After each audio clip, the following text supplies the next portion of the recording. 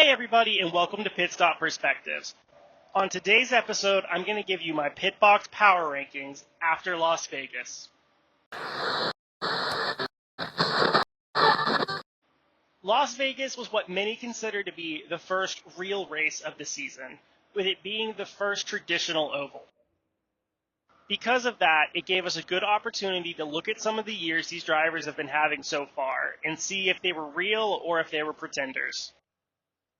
Because of that, some guys are going to jump up the list pretty far, and some guys are going to leave the list altogether. Let's get into the list. Coming in at number 10 is Martin Truex Jr. Truex has had a pretty good year so far as the Toyotas are concerned. The Toyotas definitely struggled at the superspeedways. However, we saw them bounce back this week at Las Vegas. Martin Truex, however, has been one of the better Toyotas so far. He's been competing at the end a couple of times, but just hasn't been able to get it done. He had a pretty good run this week, and for that, I'm going to put him at number 10 on the list. At number 9, I have Daniel Suarez.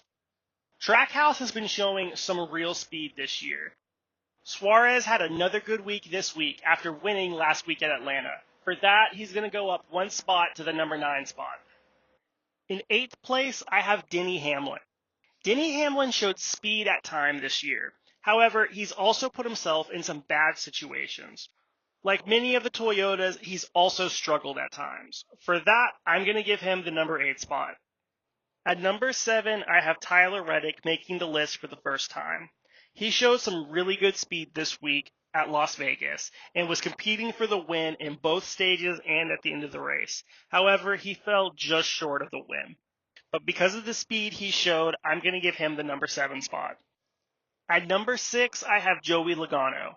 Joey showed some really good speed as well this year. Looks like he could be a dominant car, but for whatever reason, he just can't finish.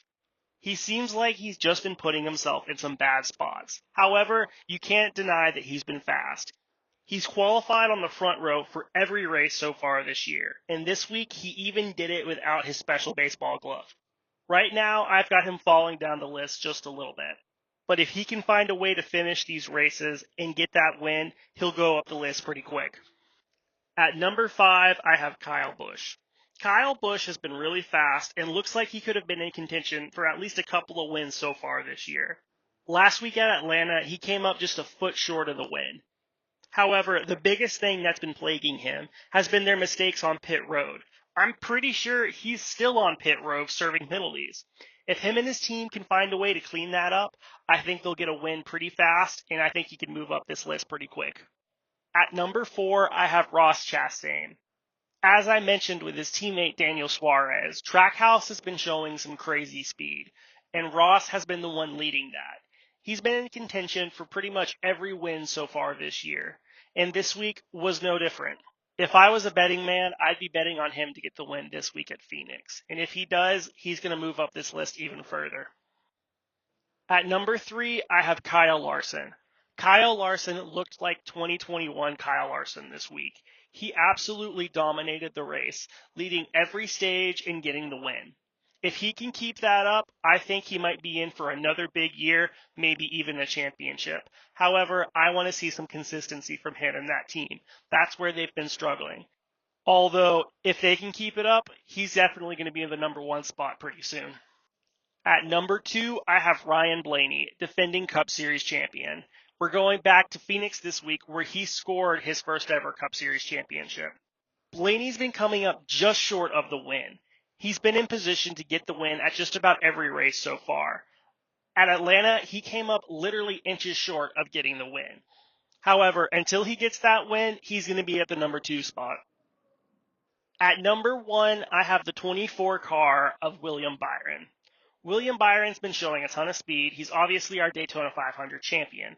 This week, he looked like he was going to be just as fast as Kyle Larson, but he had a trash bag stuck to the front of his car. I'm not going to fault him for that, so I'm going to keep him at the number 1 spot for this week. But I'll be curious to see if he can stay there after this week's race at Phoenix. So there's my top 10. Let me know if you agree. Let me know if there's someone else who you would put at the number 1 spot, somebody else that you would kick off the list, and somebody that you would put on. Be sure to tell me in the comments below. Don't forget to like, comment, and subscribe. Make like Christopher and hit that bell. I appreciate you for watching, and I look forward to